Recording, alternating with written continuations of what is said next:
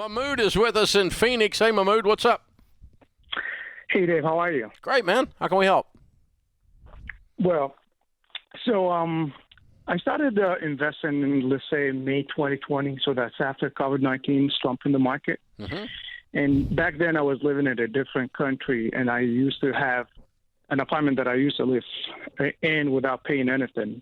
And so my investment grew from $100,000 to $180,000 in terms of my original investment. In the process, in 2021, I ended up moving to the United States, and I got my first lease end of last year in Phoenix.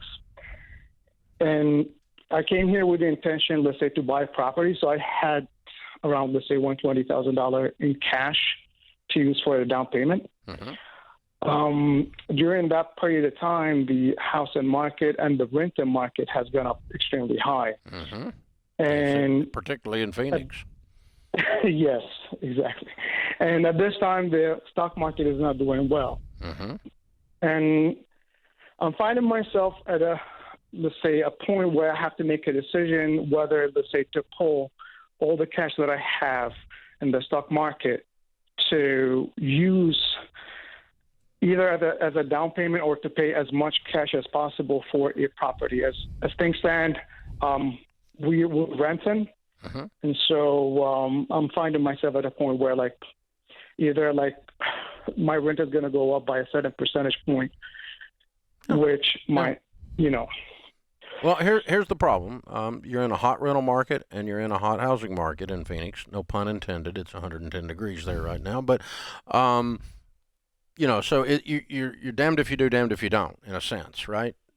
So you're going to pay some money out for housing, period, to live in Phoenix right now. It is it's not a down market by any stretch of the imagination, nor is it going to be anytime soon.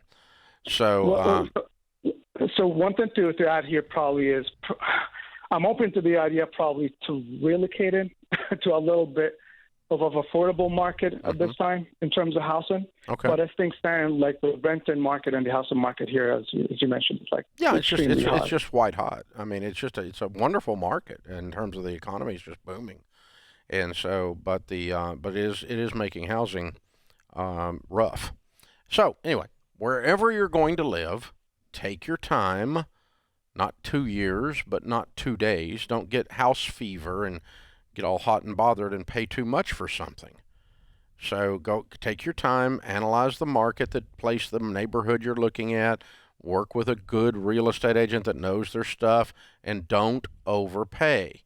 Don't overpay. And so and don't pull your money out of the market. Well, I would to buy the house. I would. Oh, you would? Yeah, it's not in. It's not retirement money. It's not in a retirement account. All right, Mahmood, don't listen to me. It's not in a retirement account, right? It's not. So I'm just starting. Yeah, I'm going to use all the money I can get my hands on to do this deal. Then the cash and the stock and the money you got in the stock market. And I know the market's down. It's not a great time to pull your money out, but it's to John's point. But right now, what I'm trying to do is just get you a house and then turn and get it paid off as fast as you can. You have an ability to make money. You always have, and you probably will continue to make good money, and you'll be able to work your way right through this. So you're going to take some losses probably on that stock market account, but that's not the end of the world. Go buy you a house and get you a good deal. But go slow. Don't get crazy. Don't get caught up in the hype, because the hype is about over. It's kind of slowed down out there a little bit in a lot of places. Now, not Phoenix. Phoenix is booming, but, you know, you and I had a friend the other day that bought a house, and the guy had it overpriced because he thought he was going to get one of these California suckerfish coming in here to buy stuff, and that's what we call you California people that overpay for stuff.